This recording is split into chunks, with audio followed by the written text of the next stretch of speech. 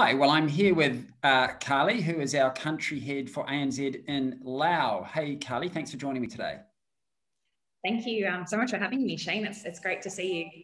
Hey, Carli, Laos, probably a country that not as many people know as they should.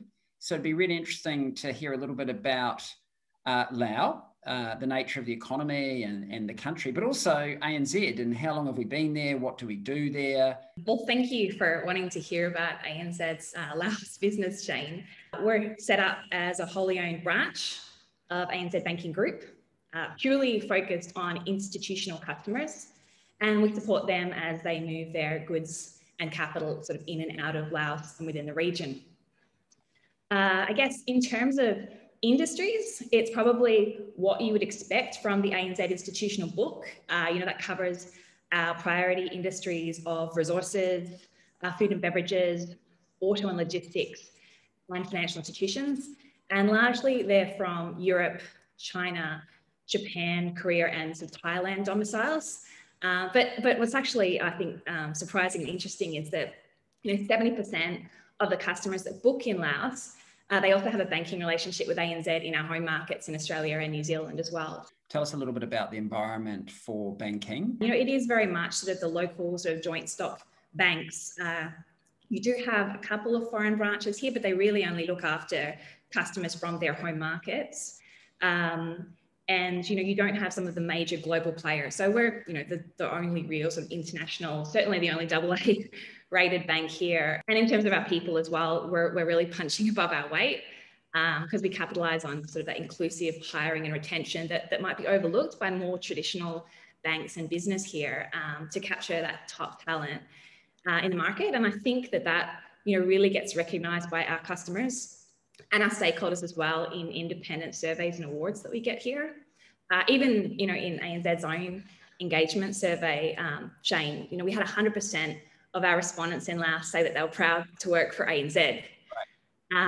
Right. So a really proud group of people, 33-person team, and over half of them have worked for ANZ for more than 10 years. What do you see ahead for ANZ in that sort of 5-10 year? What do you think we will be? Yeah, I guess I'll sort of first touch on the economy a little bit because Laos's ambition is to be the battery of Asia through its hydroelectricity on the Mekong.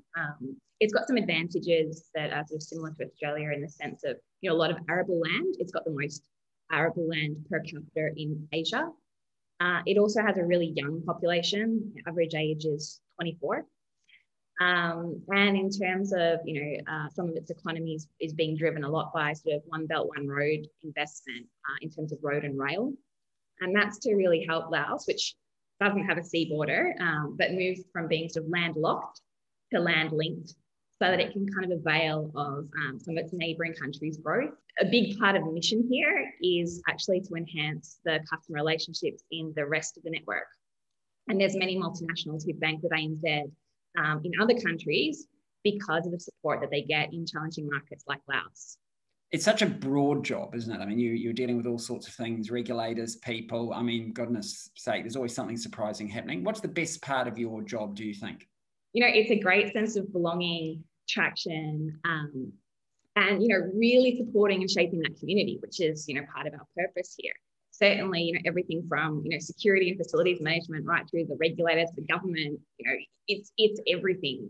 And of course, the great aspect of the role, things that you've asked me now as well is I get to speak to you, Shane, as well, our group CEO. Oh, well, thank you. And it's a great way to learn skills. And I think what's really interesting about country head roles, in my experience anyway, it actually doesn't really matter how big the country is or where it is in the development curve.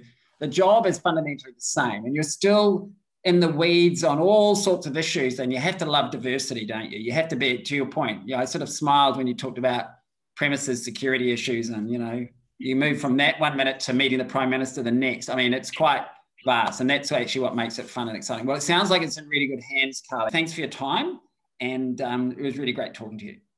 Thanks, Shane. Likewise, it was great talking to you. Thanks for having me.